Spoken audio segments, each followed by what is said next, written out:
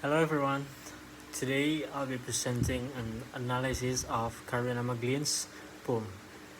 Uh, the title is I Have to Go Back to 1994 and Kill a Girl.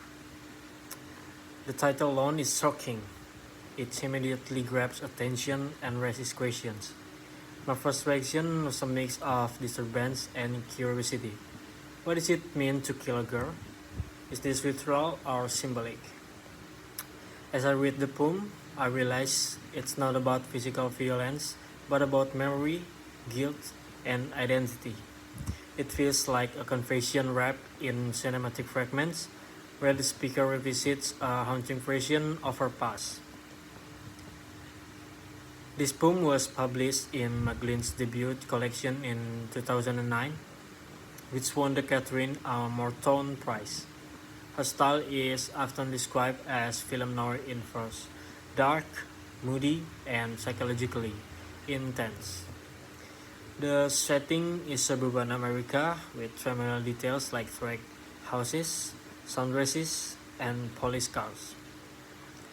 This ordinary image contrasts sharply with the poem's emotional intensity.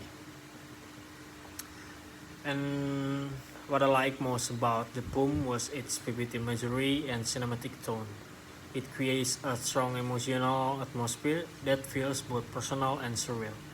However, I found some part difficult to interpret.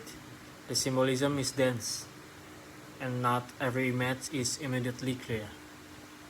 Still, this complexity is part of what makes the poem powerful. It invites us to dig deeper. And then we move to versification. The poem is written in free verse, with irregular stanza breaks. This fragmented structure mirrors the speaker's unstable emotional state. For example, it's night and cold on my belly in the undeveloped field. Sets a physical tone and drop us into a moment of tension. And then the rhythm is uneven. Short lines build urgency, while longer lines slow the pace and reflection. And then tone. The tone of the poem is dark, paranoid, and confessional.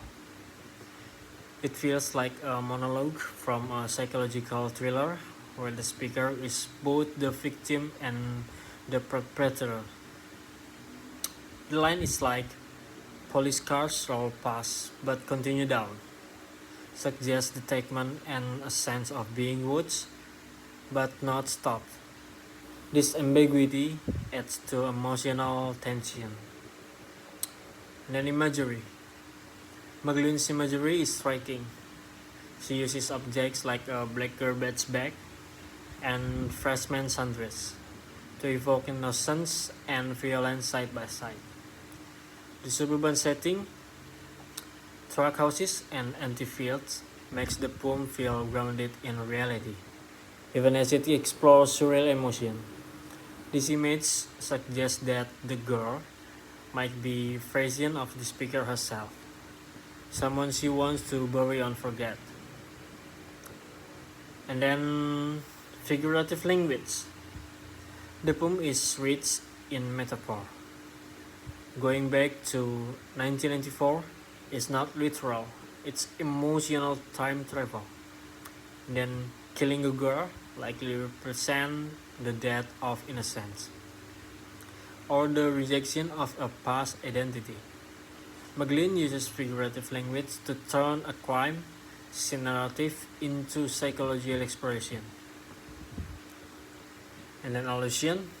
The poem alludes to noir tropes, crime, guilt, secrecy, and echoes pop culture reference like Donnie Darko or Twin Peaks. This allusion places the poem in a broader tradition of surreal, memory-driven storytelling. They also help us understand the speaker's factor, reality, and emotional depth. And then the conclusion. This poem is not about literal violence, it's about confronting the past.